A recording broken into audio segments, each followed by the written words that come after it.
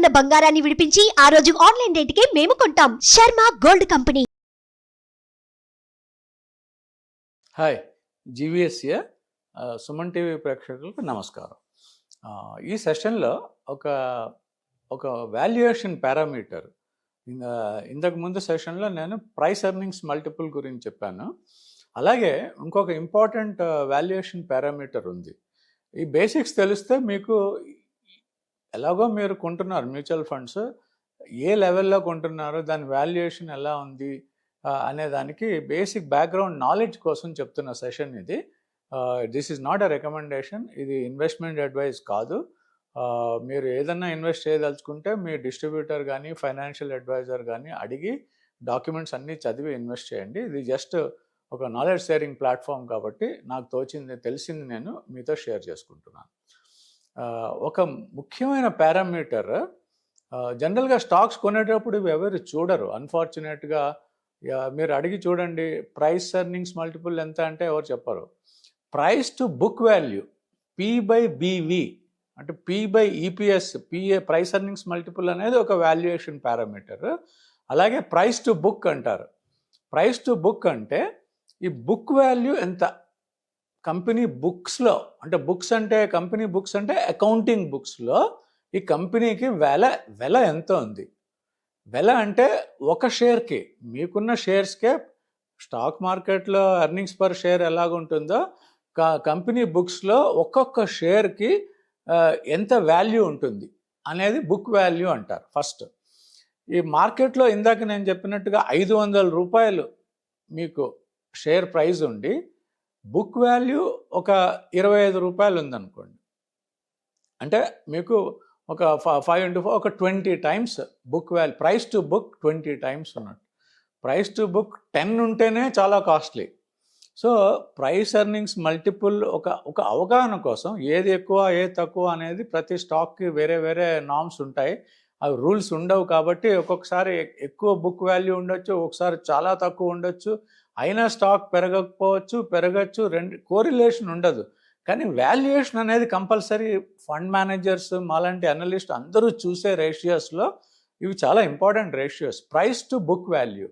So price to book value అంటే ఏం లేదు, price divided by book value per share.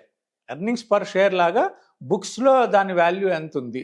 మార్కెట్లో వేరు, ప్రాఫిట్స్ వేరు, బుక్స్లో ఎంత ఉంది అనేది ఒక రేషియో డిక్లేర్ చేస్తారు. ప్రతి ఈక్విటీ రీసెర్చ్ రిపోర్ట్లో కూడా అది ఉంటుంది. అయితే ఈ price to book value ratio చూసే ముందు ఈ బుక్ వాల్యూ అంటే ఏంటి అనేది మీకు జస్ట్ బేసిక్స్ నేను చెప్తాను. ఎందుకంటే ఇది మీకు మ్యూచువల్ ఫండ్ NAV కూడా ఇలాగే లెక్క కడతారు. సో ఈ బుక్ వాల్యూ అంటే కంపెనీ బుక్స్లో, కంపెనీ అకౌంట్స్లో మనకి ఉన్న అసెట్స్ ఎంత, అంటే లయబిలిటీస్ ఎంత.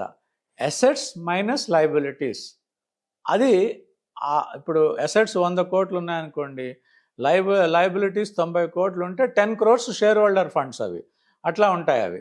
సో మీకు ఎంత మిగిలింది షేర్ హోల్డర్స్కి.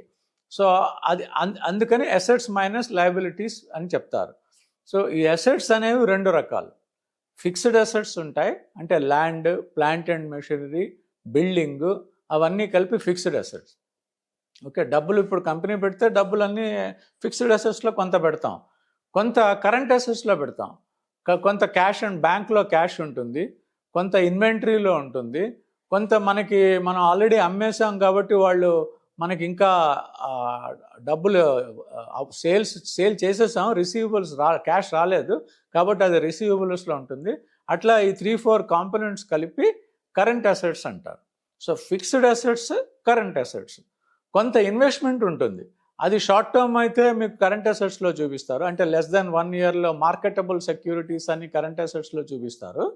అదే మీకు 4-5 years FDస్లో అలా పెడితే ఆ ఇన్వెస్ట్మెంట్ మీకు లాంగ్ టర్మ్ అసెట్స్లో చూపించుకోవచ్చు. So fixed assets plus current assets కలిపితే టోటల్ అసెట్స్ అవి షేర్ హోల్డర్స్కి దక్కుతాయి అవి. అది అలాగే లయబిలిటీస్ ఉంటాయి, current liability, long term liabilities ఉంటాయి, బ్యాంక్ లోన్స్ మనం కట్టాల్సినవి అవన్నీ ఉంటాయి, మనం ఇవ్వాల్సిన జీతాలు అవన్నీ ఉంటాయి, అవన్నీ లయబిలిటీస్. మనం పే చేయాలి, రా మెటీరియల్ కొన్న వాటికి పే చేయాల్సినవి ఉంటాయి, అవన్నీ లయబిలిటీస్, ఇంట్రెస్ట్ పేమెంట్స్ ఉంటాయి, పే చేయి అవన్నీ liabilities. So fixed assets, current assets, total assets. అలాగే లయబిలిటీస్ చూసుకుంటే long term liabilities, short term liabilities, current liabilities అంటారు. ఈ అసెట్స్ మైనస్ లయబిలిటీస్ చేస్తే నెట్ మిగిలేది షేర్ హోల్డర్స్కి. అది మీకు ఎన్ని షేర్స్ ఉన్నాయో ఇందాక ప్రీవియస్ సెషన్లో నేను చెప్పాను. నంబర్ ఆఫ్ షేర్స్ కంపెనీలో ఎన్ని ఉన్నాయి అంటే equity divided by face value per share చూసుకుంటే మీకు నంబర్ ఆఫ్ షేర్స్ తెలుస్తాయి. ఈ అసెట్స్ మైనస్ లయబిలిటీస్ అమౌంట్ ఏదైతే ఉంటుందో ఆ amount divided by number of shares చూసుకుంటే మీకు బుక్ వాల్యూ తెలుస్తుంది. అంటే బుక్లో ఎంత ఉంది అంటే ఈ రోజున ఈ కంపెనీ అమ్మేస్తే అంటే క్లోజ్ చేసేస్తే అసెట్స్ అన్నీ మనం అమ్ముతాం, లయబిలిటీస్ అన్నీ మనం అప్పులు తీర్చుకుంటాం, నెట్ మిగిలింది పర్ షేర్ ఎంత మిగిలింది అనేది బుక్ వాల్యూ. అది మనకి ఆ షేర్ హోల్డర్స్ అందరికీ వస్తుంది అనమాట. అది ఎంత ఉందో ఒక ఐడియా ఉండటం మంచిది. అది ఒక్కొక్కసారి 2 ఉంటుంది, ఒకసారి 5 ఉంటుంది, ఒకసారి 10, 12 ఉంటుంది. అది ఒక్కొక్క ఇండస్ట్రీ సెక్టర్లో వేరే వేరే స్టాండర్డ్స్ ఉంటాయి. అది ఎవరు దాన్ని బట్టి ఇన్వెస్ట్మెంట్ డెసిషన్ తీసుకోవడం చాలా కష్టం. కానీ ఆ బుక్లో ఎంత ఉంది అంటే ఇప్పుడు ఫర్ ఎగ్జాంపుల్గా ఒక షేర్ బుక్ వాల్యూ 200 రూపాయలు ఉందనుకోండి. అంటే ఈ రోజుకి ఆ కంపెనీని క్లోజ్ చేసేసి అసెట్స్ అన్నీ అమ్మేసి అప్పులన్నీ తీర్చేస్తే ఒక్కొక్క షేర్కి 200 రూపీస్ వస్తుంది. కానీ బై ఛాన్స్ ఆ షేర్ 200 రూపాయల దగ్గర కోట్ అవుతుంది, 150 రూపాయల దగ్గర కోట్ అవుతుంది, అది చీప్ ఏమో అని ఒక అవకాశం, ఒక విండో ఓపెన్ అవుతుంది అంతే. జనరల్గా అంత తక్కువలో కోట్ అవ్వవు. అది ఫర్దర్గా అనాలిసిస్ చేయాలి వాటిని. సో అట్లా రేర్గా కొన్ని ఆపర్చునిటీస్ వస్తాయి. సో ఏ కంపెనీ చూసినా మీరు ఏ మ్యూచువల్ ఫండ్ స్కీమ్ చూసినా బుక్ వాల్యూ ఎంత, ప్రైస్ టు బుక్ వాల్యూ ఎంత, ప్రైస్ టు ఎర్నింగ్స్ మల్టిపుల్ ఎంత అనేది కంపల్సరీ చూసుకోవాలి. అది బుక్ వాల్యూ. అయితే దీన్ని బట్టి డెసిషన్ ఎందుకు తీసుకోకూడదు అంటున్నానంటే ఇందులో చాలా అడ్జస్ట్మెంట్స్ చేయాల్సి వస్తుంది. కంటింజెంట్ లయబిలిటీస్ ఉంటాయి, ఆఫ్ బ్యాలెన్స్ షీట్ ఐటమ్స్ ఉంటాయి. అదంతా ఫైనాన్స్ గైస్ చేసే వర్క్. మీరు ఐడియా కోసం మీరంతటా దీన్ని బట్టి మీరు ఇన్వెస్ట్ చేయలేరు. ఒక ఐడియా కోసం చెప్తున్నాను. ఫర్ ఎగ్జాంపుల్ మీరు బాంబే లాంటి ప్లేస్లో బుక్ వాల్యూ అనేది మీకు ల్యాండ్ చాలా ఉందనుకోండి. ఈ అకౌంటింగ్ పాలసీలో ఏంటంటే ల్యాండ్ మనం 20 ఏళ్ల క్రితం కొంటే అప్పుడు కొన్న ప్రైస్లోనే ఉంటుంది బుక్లో. కానీ ఇప్పుడు ల్యాండ్ వాల్యూ 100 రెట్లు పెరిగి ఉంటుంది. సో రీప్లేస్మెంట్ వాల్యూ వేరు, బుక్ వాల్యూ వేరు.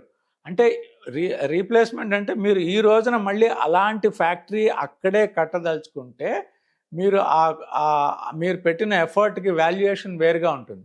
దాన్ని రీప్లేస్మెంట్ వాల్యూ అంటారు. జనరల్గా రీప్లేస్మెంట్ వాల్యూ ఎక్కువ ఉంటుంది బుక్ వాల్యూ కంటే. ఎందుకంటే మీరు 10-15 సంవత్సరాలు కష్టపడి ఒక కంపెనీ క్రియేట్ చేసి దాన్ని అమ్ముతుంటే రెండో వాళ్ళు వచ్చి ఆ కంపెనీని సడన్గా ఓవర్ నైట్ అంత పెద్ద కంపెనీ చేయలేరు. ప్లస్ ఆ ల్యాండ్ వాల్యూస్ అన్నీ పెరిగిపోయి ఉంటాయి. సో రీప్లేస్మెంట్ వాల్యూ వేరు. ఇదంతా కొంచెం వాల్యుయేషన్లో ఫైనాన్స్ గైస్ చూస్తూ ఉంటారు. బట్ మీరు గుర్తుపెట్టుకోవాల్సింది ఏంటంటే కొన్ని కంపెనీస్ ల్యాండ్ ఎక్కువగా ఉన్న కంపెనీస్లో బుక్ వాల్యూ చూసి డిసైడ్ చేయడానికి ఉండదు. అది రీప్లేస్మెంట్. టెక్స్టైల్ కంపెనీస్ ఉన్నాయి కొన్ని బాంబేలో, అవి నష్టాల్లో ఉంటాయి కానీ అవి స్టిల్ ప్రైస్ చాలా ఎక్కువ ఉంటుంది. ఎందుకంటే ల్యాండ్ వాల్యూనే 10 రెట్లు 20 రెట్లు పెరిగి ఉంటుంది. అదంతా షేర్ హోల్డర్స్కి వస్తుంది కాబట్టి. సో ఇందులో రకరకాల చాలా డీప్ సబ్జెక్ట్ అండి. వాల్యుయేషన్ అనేది చాలా డీప్ సబ్జెక్ట్. అది ఎక్కువగా తెలియకపోవడమే ఒక రకంగా మంచిది నార్మల్ ఇన్వెస్టర్కి. కానీ బేసిక్ పారామీటర్స్ తెలియాలి. తెలియకపోవడం అంటే మీకు ఎఫర్ట్ పెడితే తెలుస్తాయి. ఫైనాన్స్ గైస్ అయితే ఈజీగా ఉంటుంది. లేకపోతే మీరు okay price to book value ఎంత, ఎర్నింగ్స్ పర్ షేర్ ఎంత, ప్రైస్ టు పిఈ మల్టిపుల్ ఎంత, ప్రైస్ టు బుక్ రేషియో ఎంత, ఇవి చూసుకుంటే సరిపోతుంది.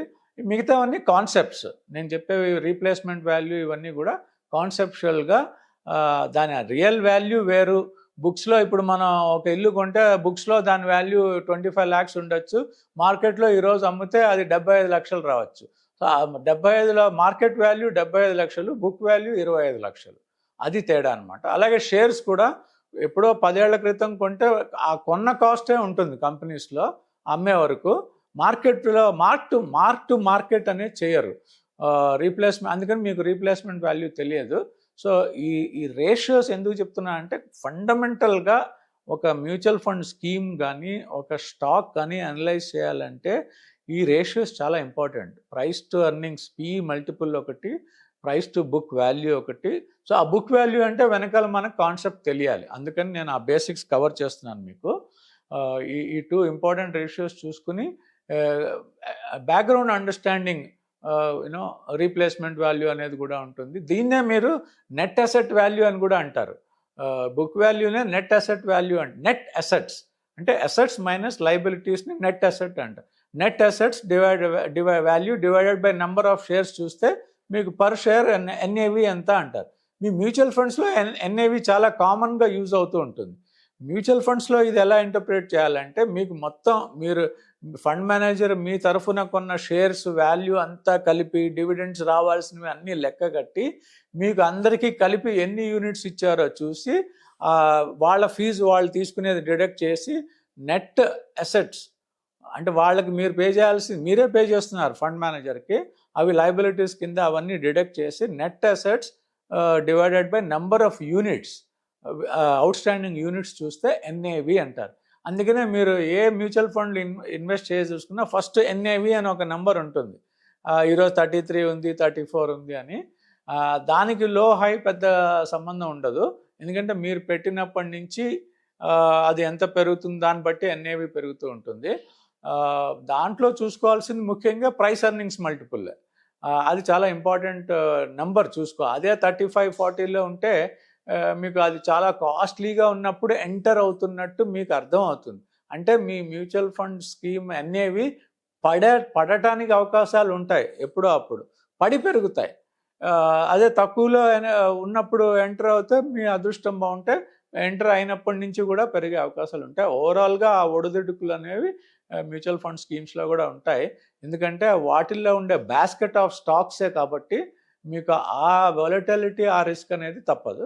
అయినా కూడా నెట్ రిటర్న్స్ అనేవి మ్యూచువల్ ఫండ్ చాలా మటుకు positive returns above inflation returns ఇస్తూనే ఉన్నాయి కనుక you can continue your journey. ఈ హోంవర్క్ చేసుకుని మీరు అలా అనలైజ్ చేసుకోవడానికి ఇవన్నీ ప్లాట్ఫామ్స్ అనమాట. Please don't take this as any recommendation. This is not an investment advice. This is only an information and educational session. Thank you so much.